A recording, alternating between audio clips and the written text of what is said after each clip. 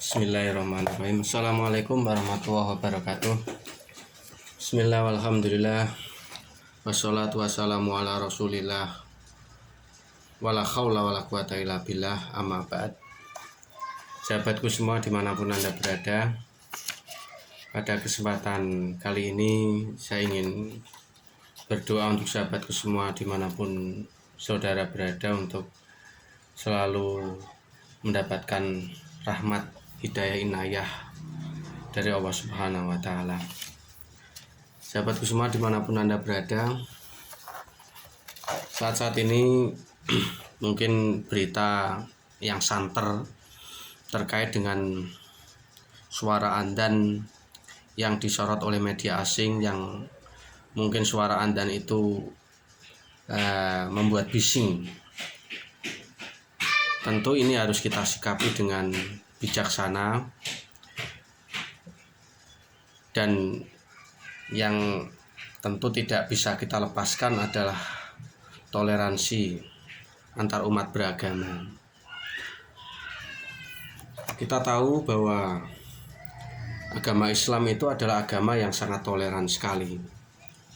Secara teologis, secara ideologis, kita menjumpai banyak ayat-ayat dari Al-Quran maupun hadis, dan langsung dipraktekkan oleh Rasulullah.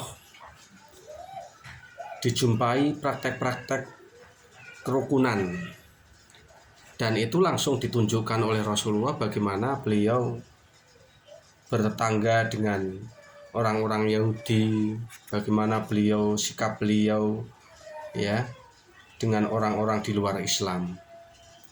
Bahkan konstitusi dunia yang tertulis pertama di dunia ini adalah Piagam Madinah, yang berisi kebanyakan adalah hubungan sosial antara kaum muslimin dengan kaum di luar Islam. Dengan kata lain, secara garis besar, bahwa Islam adalah agama yang mengajarkan dan mempraktekkan langsung bagaimana cara bertoleransi, dan itu ditunjukkan oleh generasi-generasi setelah Nabi, generasi sahabat, generasi tabi'in, dan seterusnya. Bahkan ketika Islam muslimin memimpin di sebuah negara, maka kita akan bisa belajar betapa tolerannya orang-orang Islam atau kaum muslimin dalam mengatur masyarakat yang mayoritas itu adalah muslim. Itu satu hal. Tentu kita bertanya kepada orang-orang yang menyaksikan, meragukan akan ajaran Islam yang penuh toleran ini. Kita akan bertanya, bagaimana mungkin Islam mengajarkan misalnya ngebom gereja? Tidak mungkin. Tidak mungkin Islam mengajarkan teror kepada umat lain. Kalaupun ada, itu mungkin adalah oknum-oknum dan yang mengatasnamakan Islam, atau mereka belum paham tentang ajaran Islam yang rahmatan lil alamin.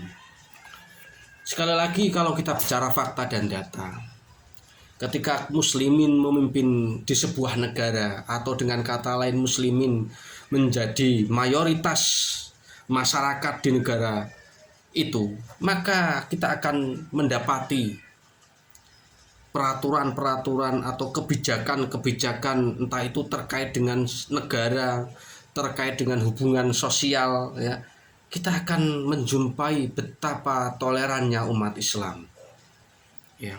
Lihatlah fakta di negeri ini.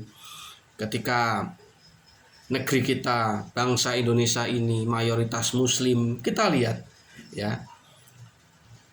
umat-umat lain mendapatkan ketenangan, mendapatkan kemudahan di dalam mendirikan tempat ibadah agama lain, mendapatkan hari libur atas perayaan-perayaan agama lain. Ini berbeda perlakuannya ketika muslimin menjadi minoritas di negara-negara lain. Ambil contoh, bandingkan dengan Amerika Serikat, di mana perayaan-perayaan umat Islam belum sepenuhnya diberikan menjadi hari libur.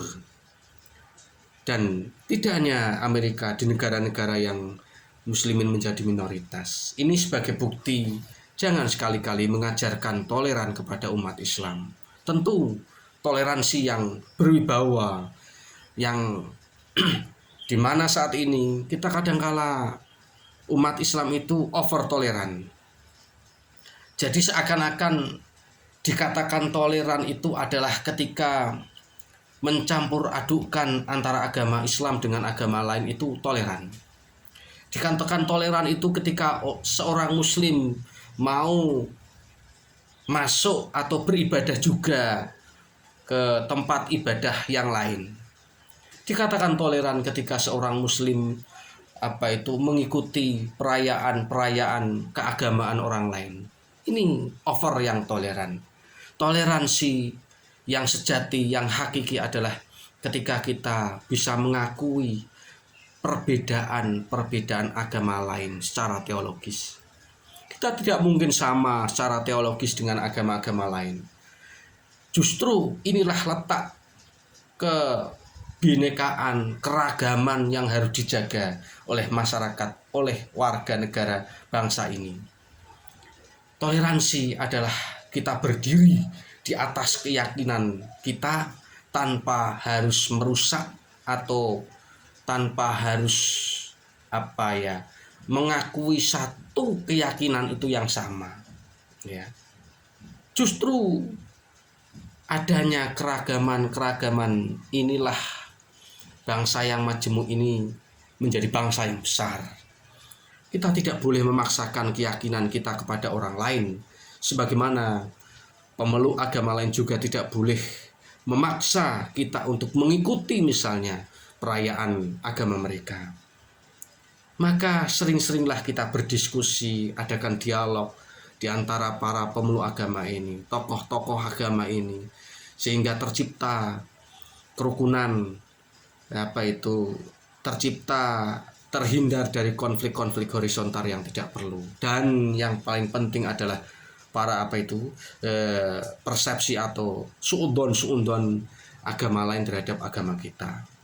Justru belajarlah bagaimana cara bertoleransi kepada umat Islam, kepada kaum muslimin, karena dalam ajaran dan fakta dalam sepanjang sejarah peradaban Islam ketika memimpin bumi, maka yang ada di negeri itu adalah toleransi yang luar biasa, kerukunan di antara sesama umat manusia. Demikian sahabatku semua yang bisa saya sampaikan, mudah-mudahan bermanfaat. Terima kasih sudah menyimak video ini, mudah-mudahan bermanfaat. Terima kasih. Wassalamualaikum warahmatullahi wabarakatuh.